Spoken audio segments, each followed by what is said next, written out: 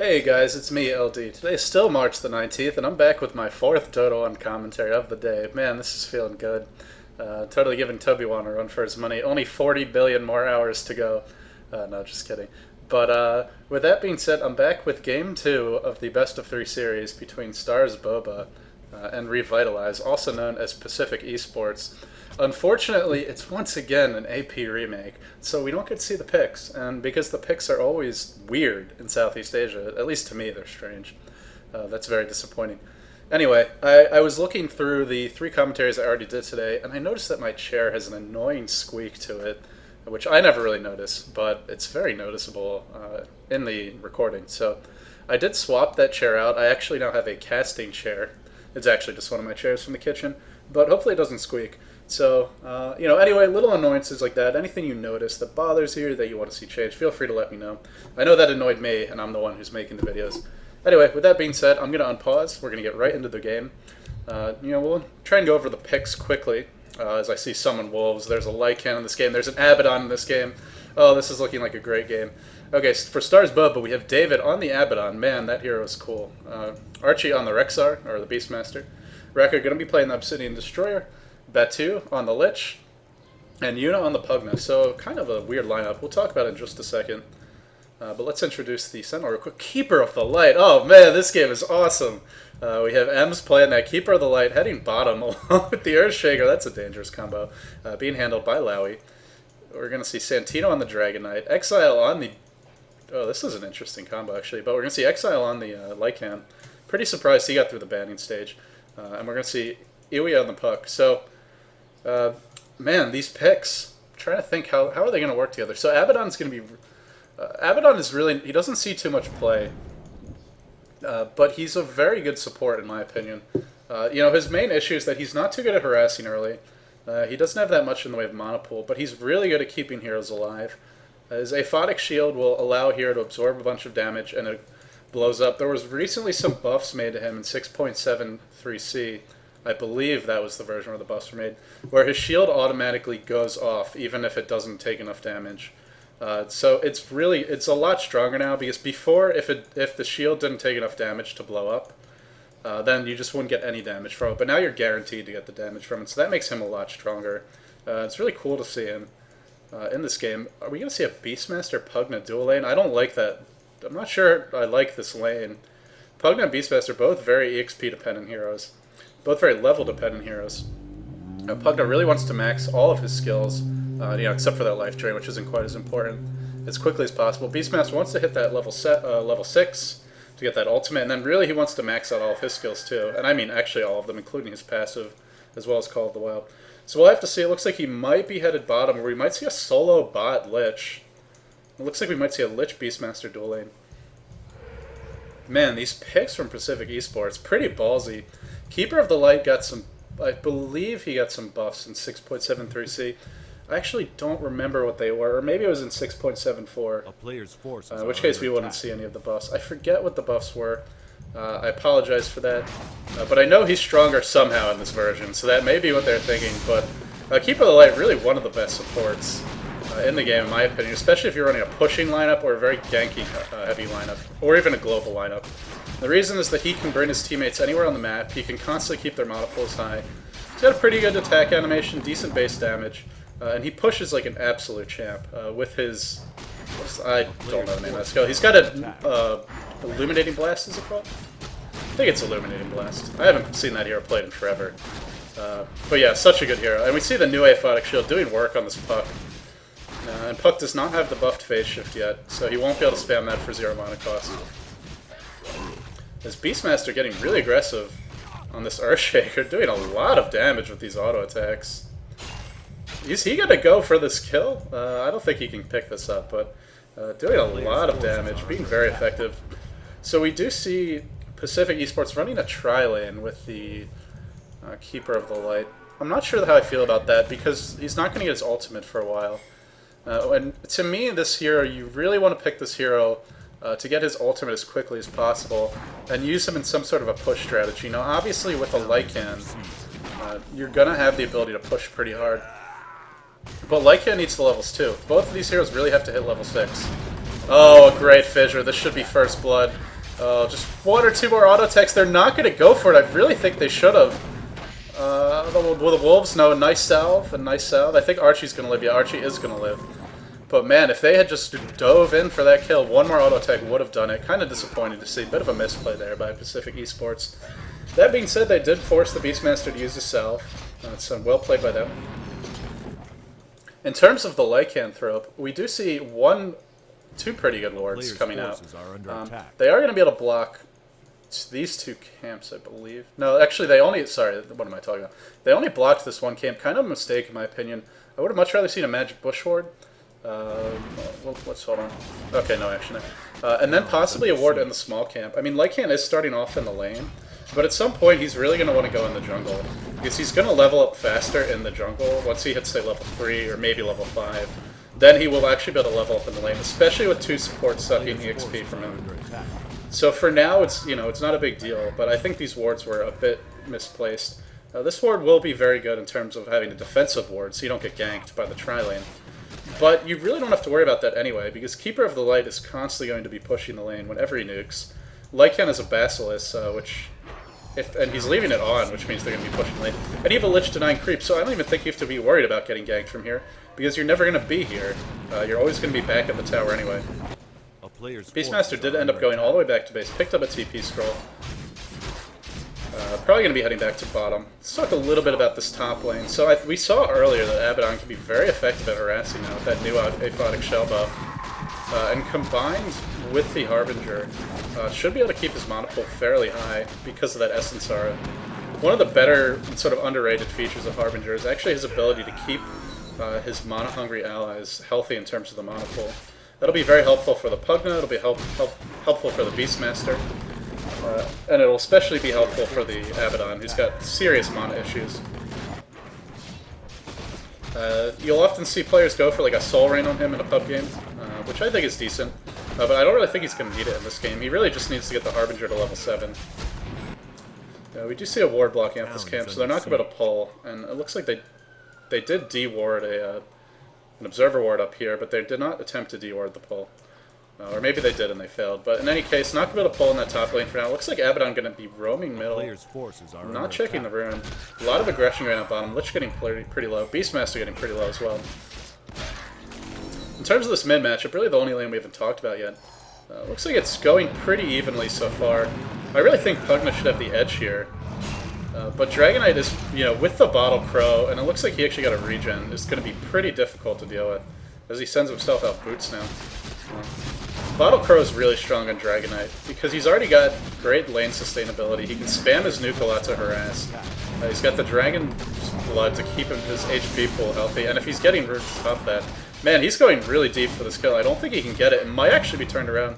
He does have the Bottle Shard, so he should be okay. But yeah, definitely got to be careful. At the same time, so does Pugna, and as soon as Abaddon leaves the lane, expect to see Dragonite resume his aggression. Actually going to dive the tower. If he gets a stun, I think this Pugna will die. A couple more auto attacks on a Fire Breath. Going to be the first blood. I actually caught that one, so I'm pretty happy about this game. The Courier's really living dangerously here. It always makes me nervous when I watch these Southeast Asian games and they're bottle crowing.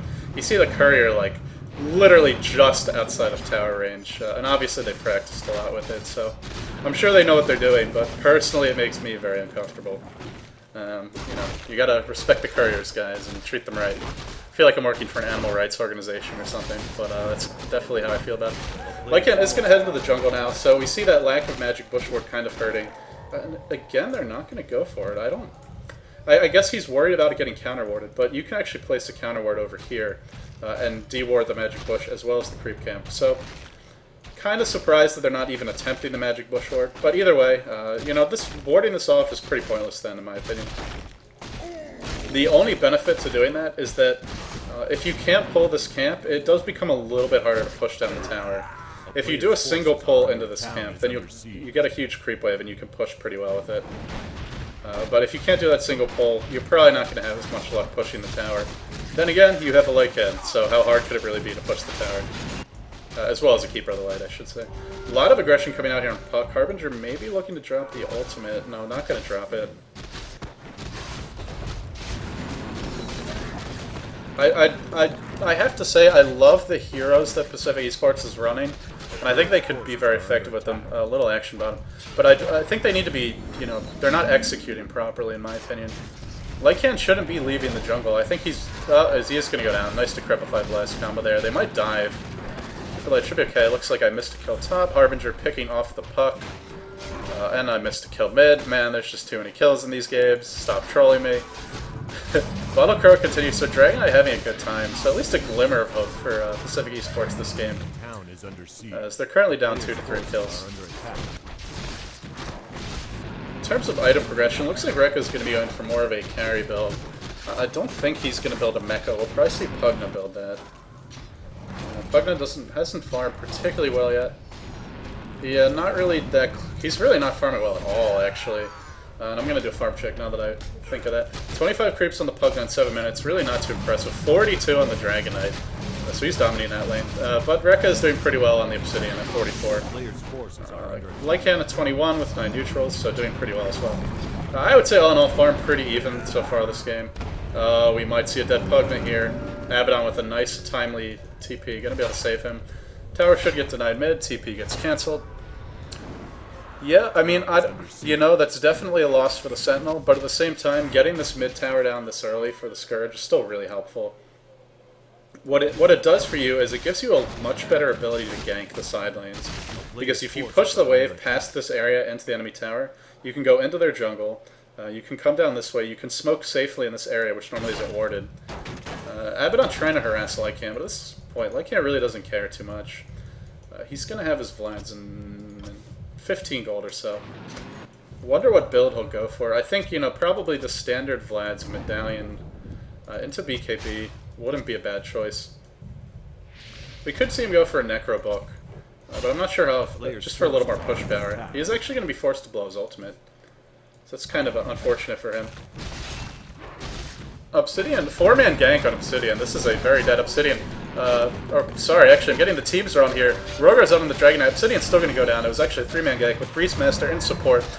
Beastmaster probably going to go down here. Beastmaster is going to go down. Double kill for Santino. Santino owning. Absolutely dominated that mid lane with Bottle Crow versus Pugna. And again, I think it's a pretty even lane. I don't think he should dominate it quite that hard.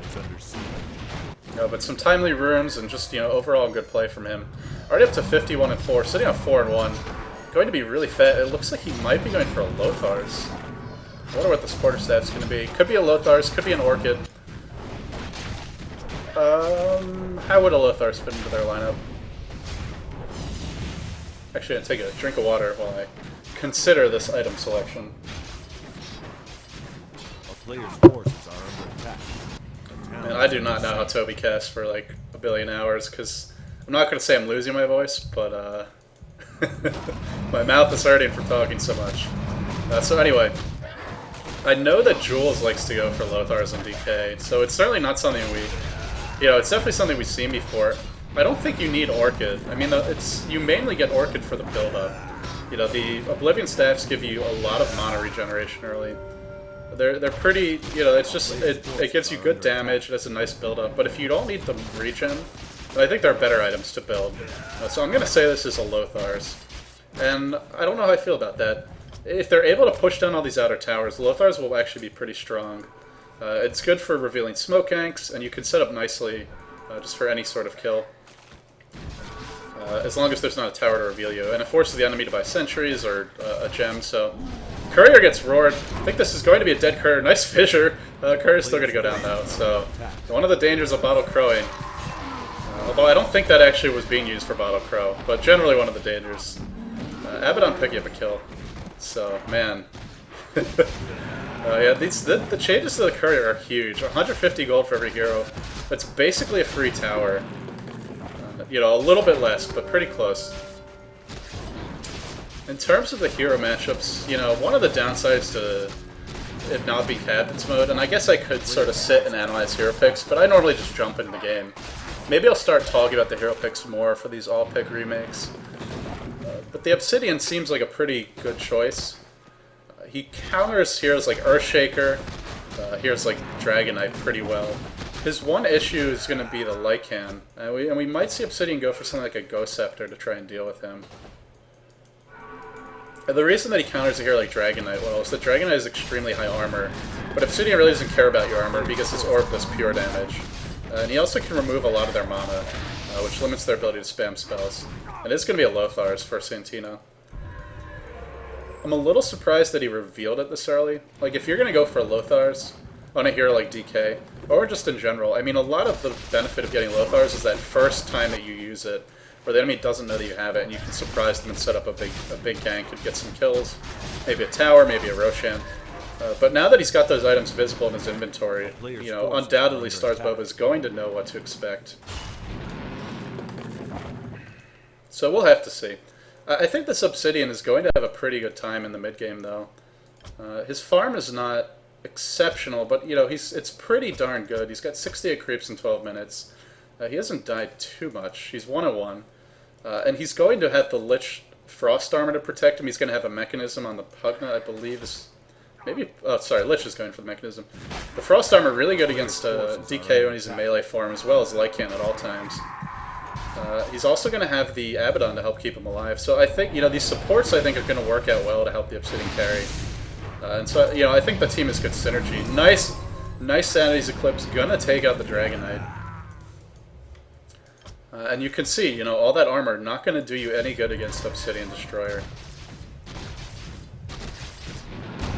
Good Fissure, blocking off 2 heroes. Oh, a nice Self-Disruption. Or Astral Imprisonment, rather.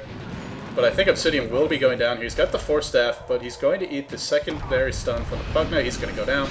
Rogue comes out on the Earthshaker. 2 heroes extremely low. Is Earthshaker going to escape? No, he's not. The chase continues. Beastmaster extremely low. I don't think he should be chasing this. He gets the heal from the Abaddon, but Abaddon's not in range for the Aphotic Shield. I feel like Pugna can turn this around. Beastmaster, perhaps sensing that, is going to go ahead and back off. I'm going to continue chugging water furiously. Players' forces are under attack. I feel like I'm lost in the desert right now with no oasis in sight. You know, but hey, Pacific Esports has a Lycan, so, you know, while Starsboba is busy having some pretty successful engagements top, Lycan's pushing 2 towers bottom, and he's going to get the second one unless there's mass TPs to defend it. He's probably got a bunch of gold now, too. Yeah, sitting on 3,400 gold. Are we going to see him rush a Radiance or something? I'm not sure what he's saving for. Maybe rush a BKB, as I did miss a kill top. As Batu goes down on that Lich. 2 TPs do come in to help defend that tower. Lycan is going to use his ult to run away. The Beastmaster is a pretty decent counter to the Lycan, because he has that Roar, which goes through BKB. I feel like Radiance would not necessarily be a bad item. There's a lot of squishy enemy heroes. They're not really close to the mechanism. It doesn't look like anyone's going to have a pipe anytime soon on Starsboba. It's not too great. It's not too good against the Obsidian in particular, but, you know, because the enemy already has a Roar, and there's just sort of a lot of tanking spells, I don't know that going for a BKB is going to be overly effective. There is a lot of magical damage, though, so we'll see what he goes for, but, you know, I wouldn't be surprised to see him go for a Radiance. Or maybe a Necrobook, you know, something to just give them a little more push and a little more team fight. A player's forces are under attack. Dragon Knight with the Lothar is going to be farming pretty aggressively in the bottom lane. This is one benefit to the Lothars, is until your opponents start buying Dust and Wards, which doesn't look like they've started yet, actually. A little surprising, they might not have noticed it. Is it allows you to farm really aggressively, because you don't have to worry about getting ganked. You can always use Lothars to escape. Pretty big dive going out on mid. Roar used for the Keeper of the Light. Santino picks up a tower meantime. Now the power of this Dragon Knight. Lothar is going to be used to initiate. Not sure that he should be going in here. Lycan is not coming, so I don't know what Santino is hoping to accomplish. Probably is up 4.5k gold now. Yeah, almost 4.5k.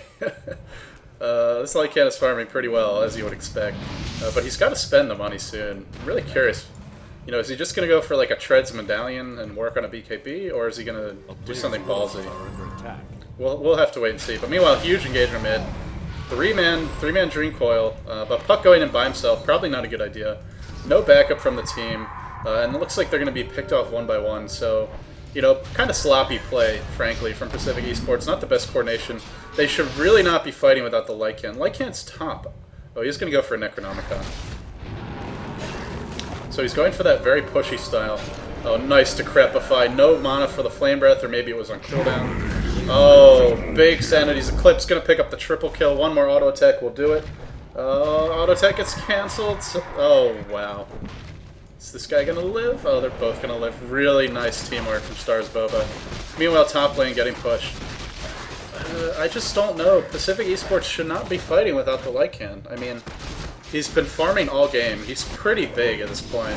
I mean, either they just had miscommunication or they thought they could win that fight without him, and I just don't think they can. Some players' forces are under attack. You know, one of the best things about Lycan is he gets in your face fast and he does so much damage that, you know, you either have to devote stuns to him or he basically kills your whole team.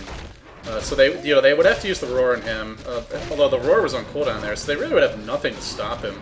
Yeah, they can use Decrepify and Astral Imprisonment, which are pretty good for dealing with physical damage. But then that frees up the rest of the heroes on the team. You know, they do have a lot of other nukes.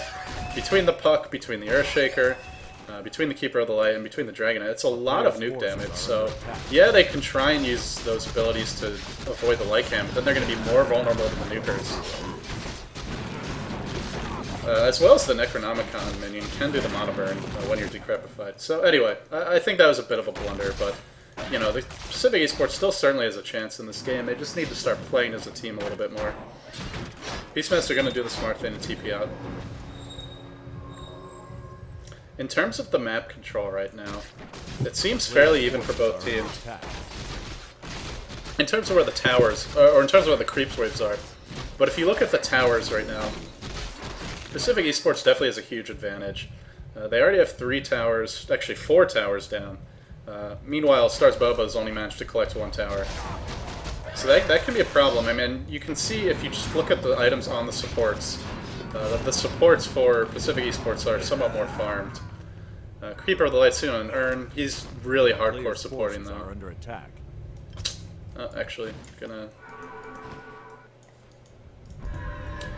Sorry, I thought I was missing some action there. Never feel safe in these games. I feel so jumpy when I'm in this screen. But actually, I'm wrong. They're really not that much more farmed. You would expect them to be, but you know, 0 and 3 Earthshaker, 2 and 3 Keeper of the Light, Lich 1 and 2. Pugna was not supporting. He's in a farming role.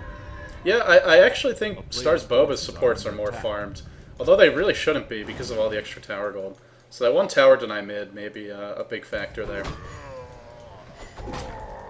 Looks like Puck is going for a Mechanism. Huh.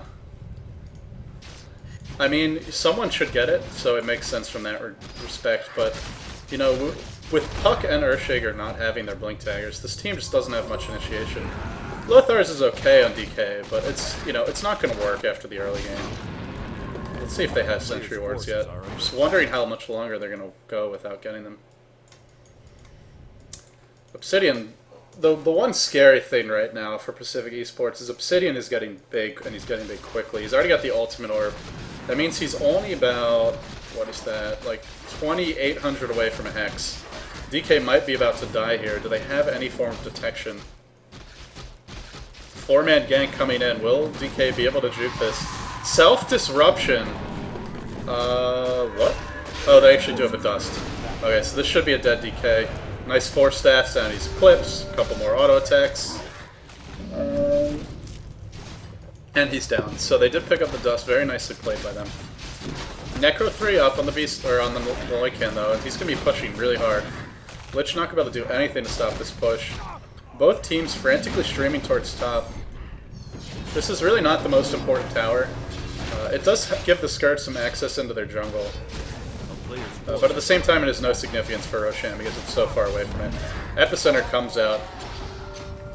And it looks like that's going to be 1 kill. They're going to continue the chase. That's 2 kills. Lycan basically munching his way to victory here. Going to be picking up the tower. Could maybe even go for high ground. They've got 40 seconds to do it. Without Yuna, without that Nether Ward, it's going to be very hard to defend. Fortunately, the Necronomicon will be going down shortly. But Abaddon going to be dropping here. Abaddon going to go down. Pacific Esports on the verge of Raxi now. It's some really strong play by them. Unfortunately, Dragonite is back at base. I think they really want his level 1 Dragon form. But they probably don't need it, to be honest. They're going to at least get some damage on the tower. Beastmaster farming is going to finally TP in. Will we see a Roar? I don't think they can. They might be able to kill this Keeper of the Light if he gets on the high ground again. Obsidian is working his way up there. And a lot of heroes getting low. Puck is going to go in. Looks like he might have gotten forced up. Or actually orbed in. Puck getting really low. Tower going down to Lycan. Abaddon ultimate blown again. And I think we might see Lycan die here. Fissure block, kind of unfortunate for the Lycan, to be honest. So many low HP heroes, but Lycan going to get kited to death. He does pop the ultimate. I don't think he should be diving the fountain here. I don't think... Lycan, what do you do? Oh, this was a pup game. I'd be raging at this Lycan so hard. Because they could have just taken Rex there, and instead he dove the fountain. And so anyway, that was a bit of a blunder from him. And once Obsidian gets this sheep stick, Lycan's not going to be nearly as effective, especially without a BKB. Lycan only sitting on 1,800 gold. Still quite far away from the BKB. As you can see, Roshan has not been taken. Normally when a team is a Lycan, you expect to see him take Roshan fairly early. But because the team with the Lycan is on the Sentinel, it's definitely harder to gain access to that Roshan pit. If they want to do it, they really need to push down this tier 2 tower. So that should be their next objective, in my opinion, is to go for this tier 2 tower, get that push down, and then look to pick up an Aegis on the Lycan. They also really need a BKB on Lycan, and the Dragonite. Dragonite getting very close to his. BKB, one of the best counters to Obsidian Destroyer, because it prevents him from really doing any damage. He can't use his orb, you're not affected by Sanity's Eclipse, which really, and you can't be Astral Imprisoned. So, you know, all he can really do is imprison himself, and then try to wait out your BKB. So, at the same time though, until Santino hits level 16, he hasn't really reached his full potential.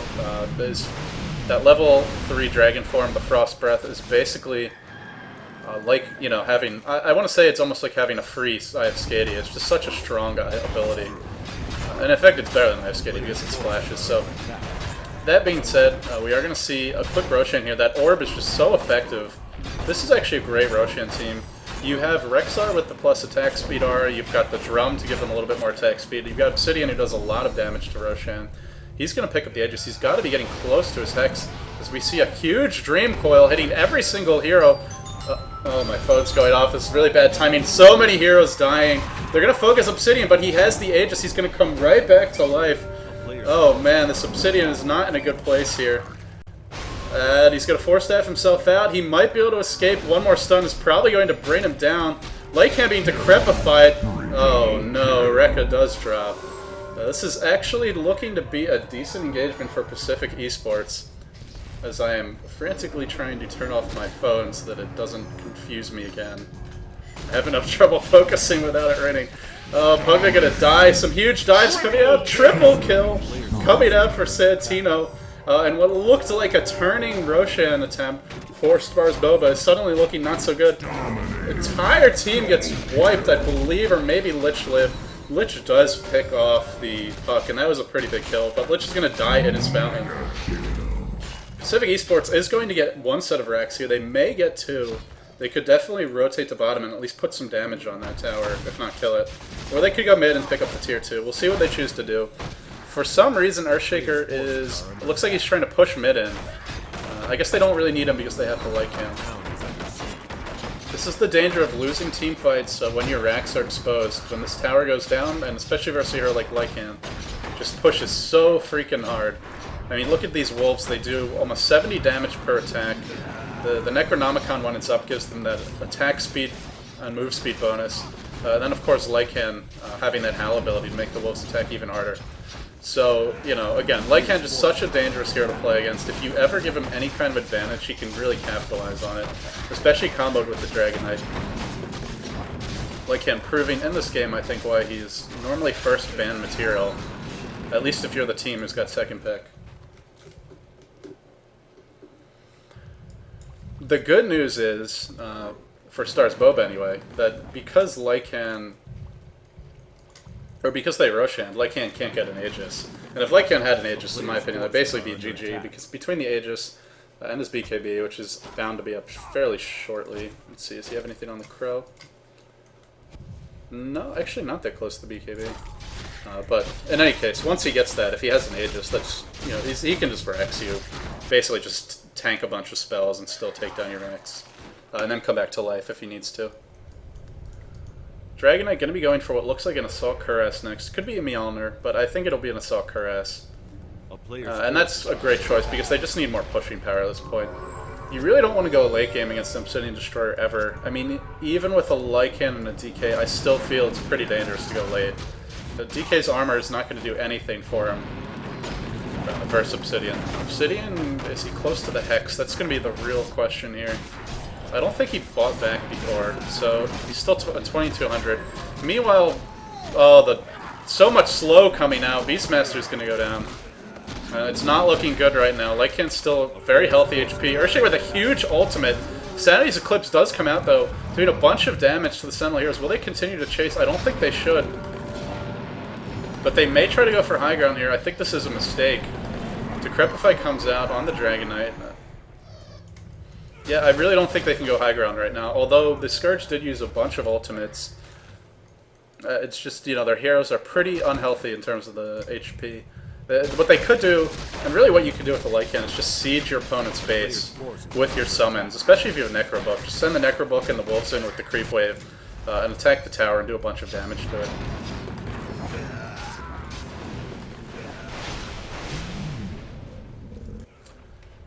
So just gotta, you know, sort of check the item progression here. Really no progression at all for the Scourge. Their only, their only glimmer of hope at this point is for Obsidian Destroyer to get that Sheep Stick. Aside from that, I really don't see what they can do. You know, Pugna's got the drum. I guess he's going for a Force Staff, maybe a Yule's. Yule Scepter not a bad item to help counter these hard-hitting right-click heroes. You can throw yourself up in the air if they start to target you and waste Lycan's time, waste the DK's time. And every second of that BKB charge is precious, so not a bad choice. Force Staff also not a bad choice as well. To help with kiting him, because he is a melee hero. In terms of the Sentinel item progression, Force Staff up on the Keeper of the Light, Blink Dagger, of course, as we saw from that huge Earthshaker ultimate, up on the Earthshaker. Lothar's Edge, BKB, Hyperstone, up on the DK, and really no progression at all for the Lycan. I have to say, this is one of the worst farming performances I've seen out of a Lycan. But, you know, it's not about how well you farm, it is about getting racks, and so far he's done a decent job of that. BKB is popped, but he doesn't have the TP. He's going to Lothar's out. Man, that DK is fast. Between the Lothars and the Dragon form, I don't think he should go back into 4 heroes. Oh, well, he's got his team. Puck does not have a Blink Dagger. Puck not going to be able to get in range. And now with this BKB down, they cannot push. They should not push without the BKB. Let's see if they try to, though. They can try. I don't think it's a good choice. Knowing these teams, I don't think it's a good idea. They'll probably do it and prove me wrong, so we'll have to see. A town is under siege. 4 heroes grouped up mid. This could be the GG push. Does Obsidian have his Sheepstick yet? He's so close. God, he wants that gold badly. I would almost sell my wand if it would. It's not quite enough, but, you know, maybe farm a couple creeps and then sell the wand. They're holding on for dear life. Was that the... Oh, that was just the Dragon Breath. I was gonna say, I thought the Lich was on the Scourge team. I make a lot of mistakes, but that was not one of them. That was just Frost Breath. Otherwise, that would have been an unfortunate Lich ultimate, as he would have not only been attacking his own team, but it wouldn't be bouncing back to the opponents either. They're split pushy at this point. It's kind of dangerous to fight without Lycan, though. DK gonna go in on the Beastmaster. They shouldn't be fighting without his BKB. I don't know if it's up yet. It should be up fairly soon, though. Meanwhile, Lycan going to work on Pugna. Really should just focus the tower. He is gonna focus the tower. And basically what Lycan can do at this point is just kite them in the bottom lane. Look how much damage the summons did to the tower. He took the tower almost halfway down.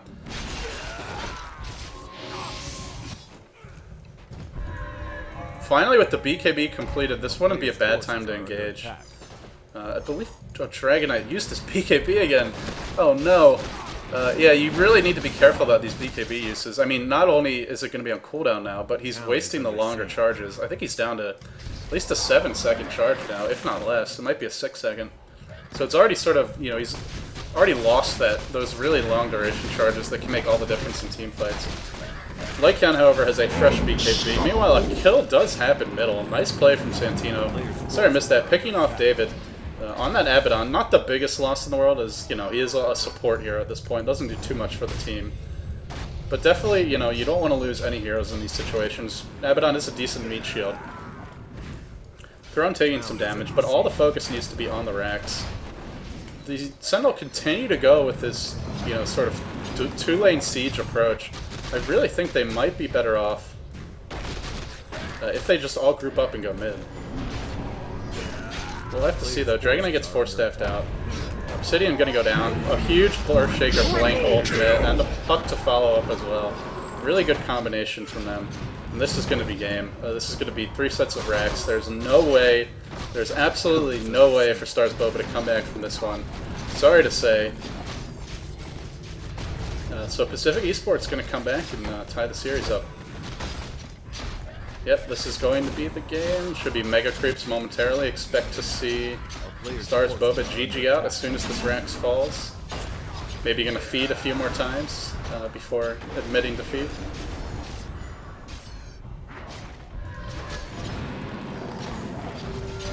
Going to die at the fountain, perhaps. So we'll have to see. I actually, and also this reminds me, I did say these were best out of 3s, but I may be wrong about that, because I'm only seeing at most 2 replays for every series, so if I am in fact wrong, please let me know in the comments. I apologize for any sort of mistakes like that. I haven't been able to find too much good information on the tournament in terms of exactly, you know, what the structure was for it. I also haven't looked particularly hard, so in any case, please feel free to correct me if that was wrong. I'm going to go ahead and pause the replay right here. This is your final scoreboard. So Pacific Esports brings it back. It's either 1-1 in a best out of 3, or maybe it's just a 2-game series, sort of like what the Premier League did for Dota 2. Anyway, overall, I have to say, you know, this game just demonstrates the power of Lycan. You didn't really see him do much except push, but man, can that hero push like an absolute champ.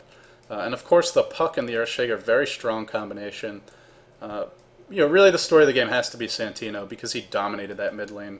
And he did it against one of the strongest solo mids in the Pugna. I'm kind of wondering if maybe they should have put the Obsidian Destroyer mid. Obsidian can really put Dragon Knight away, just because he can imprison him a few times, and then Dragon Knight won't even have the mana pool, even if he's bottle crowing, to be able to use his Flame Breath. So maybe they could have laned it differently. I'm not really sure. But it doesn't matter. In any case, the game is over. Pacific Esports does take it, tie it up 1-1. So well played by them. And Starsboba, you know, they put up a valiant effort. I think if the Obsidian had just farmed a little bit faster, they might have been able to hold on. But really, to me, this game is just ban Lycan. I mean, just ban them. You know, if you can't pick them, they are going to, and they're going to push your racks in. There's been a few games where, you know, I've seen a few games where he doesn't win, but man, he is so hard to deal with. And this Lycan didn't even play, you know, he didn't do anything otherworldly. He just pushed. You know, he just pushed, and he pushed, and he pushed, and they couldn't do anything to stop it. You can see right here, 5 tower kills, and really even the other kills that he didn't get, he probably did most of the damage on them. So, all in all, a cool usage of the Keeper of the Light. Didn't really get to focus on him too much. But I believe he was, you know, doing a pretty good job with the smokes, keeping the mana pool of the Earthshaker, and the Dragon Knight and the puck up. Kind of surprised they got 2 mana boots, to be honest, because they do have that Keeper of the Light. And presumably using the recall. It's the only thing I'm disappointed about. I probably should have focused on it more. Didn't really get to see him use recall, but I believe he did use it a few times. In any case, you know, all in all, a great game. Thanks for watching, guys. Again, I was LD, and I still am LD. If you enjoyed this cast, please subscribe to my YouTube. Follow me on Twitter at ldDOTA. If you have any feedback, leave it in the comments. This might be it for tonight, as my voice is slowly giving out on me.